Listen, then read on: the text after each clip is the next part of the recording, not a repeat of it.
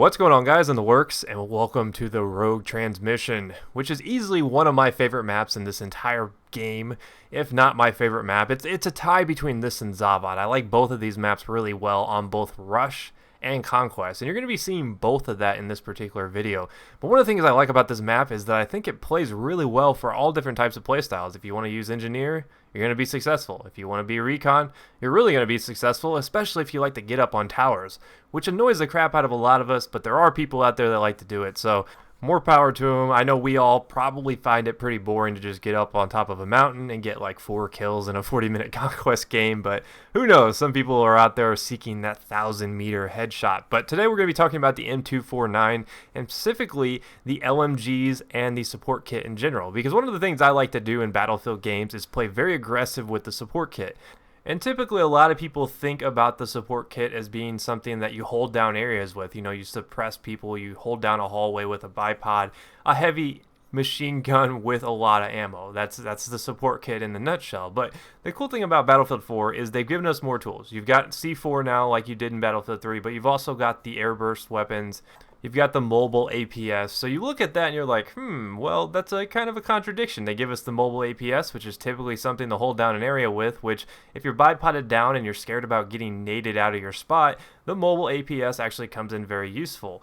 Whereas with the airburst weapons, that's more of an anti-camper weapon. So, you know, you kind of get conflicting vibes here from DICE. It's like, well, do they want me to play really stationary with the LMGs, or do they want me to run around? And the great thing is, it doesn't really matter because you can play however you want in Battlefield 4. That's one of the cool things I like about this game, and I think it does a better job of that than Battlefield 3 did. Now, the M249 is what makes aggressive support possible because it is a very, very good weapon. You don't get penalized. I don't feel like firing from the shoulder as much as you do as like the PKP or the 240 Bravo. Two weapons that I absolutely loved for playing aggressive in Battlefield 3. I think they're just too inaccurate here in Battlefield 4, and I find that hands down there is no competition when it comes to running gunning with an LMG to the M249. It is just in a class of its own. It is an awesome, awesome weapon. And I think the only weapon that really comes close to it in terms of rate of fire in the LMG class is the MG4, because they both shoot 800 rounds per minute. But I think where the M249 seems to be a little bit better is I feel like the sustained fire on this weapon just is a little bit easier to control. I never have problems killing people at longer ranges because it feels like even though the 5th and 6th bullet may be all over the place, the first 3 bullets I can usually get on target. And when you're shooting 800 rounds per minute at a longer ranges, if you're hitting them in the head, you can kill very quickly. So I think this is a very versatile LMG, and it's why it is my go-to LMG in this game.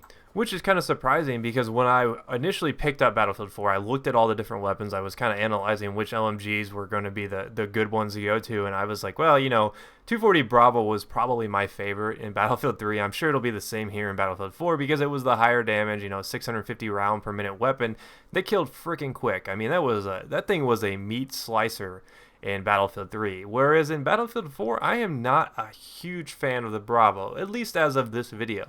Now, can my opinions change when they do some patching, they do some tweaks?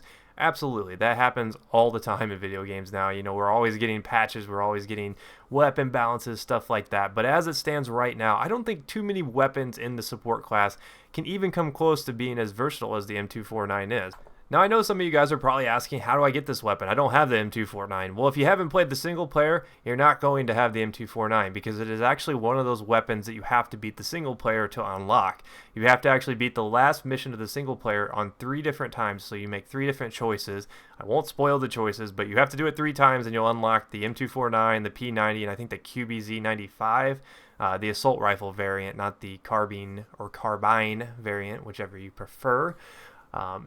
So it is kind of painful. I'm not a fan of first-person shooter single players, never have been. And this one in particular is pretty dull. It's only around 5 hours. I think you could probably blaze through it in 3 or 4 if you got it on easy, because it doesn't matter what difficulty you have it on.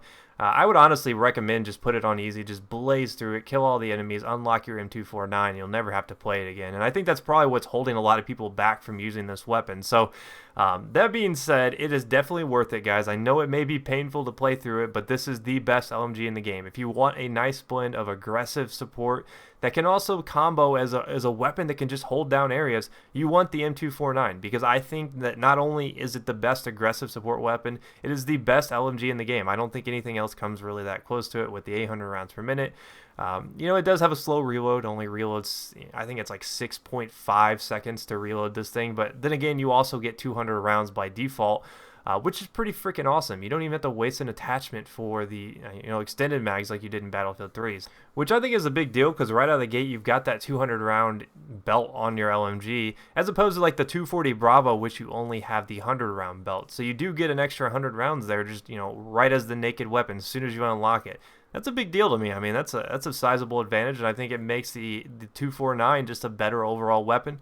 But if you had a chance to play the single player and unlock the M249, let me know what you think about it, because I'm actually pretty curious to see what you guys think of it as a whole. Or do you guys have another LMG out there that's your go-to that you actually think is better? Because there's a high possibility that maybe I just haven't discovered the sweet spot with some of those other rifles. So let me know in the comments. If you missed my past videos, here's a chance to catch up. I'll see you guys next time. Peace.